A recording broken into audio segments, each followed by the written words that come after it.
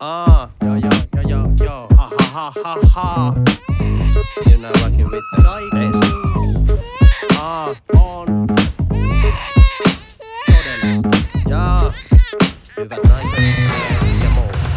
Ikä karttuu, mut silti pakko äänitellä. Stepan nälkä, se MC, määritelmä. Ja mulla ei ole aikaa tässä tunteiluun. Tää on sulle musaa, mut mulle tää on urheilu.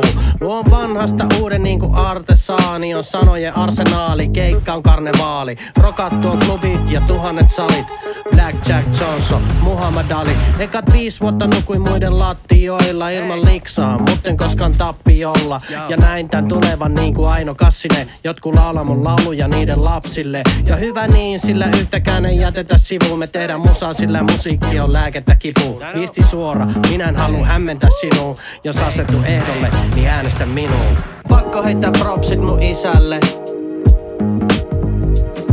joka laittoi mut äitini sisälle. Se tuskin merkkas paljon kummi tädille, mut se oli tärkeä hetki Suomi-räpille.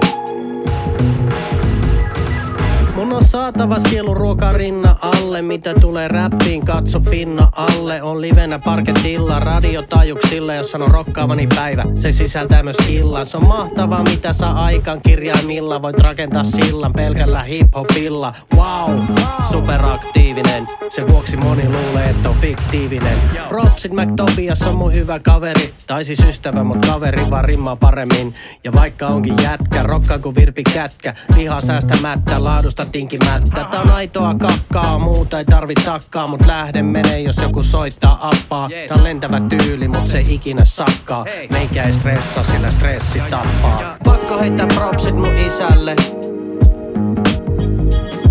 joka laittoi mut äitini sisälle. Se tuskin merkkas paljon kummi tädille, mut se oli tärkeä hetki Suomi-räpille. Mun on pakko heittää propsit mun isälle, joka laittoi mut äitini sisälle. Se tuskin merkkas paljon kummi tädille, mut se oli tärkeä hetki Suomi-räpille.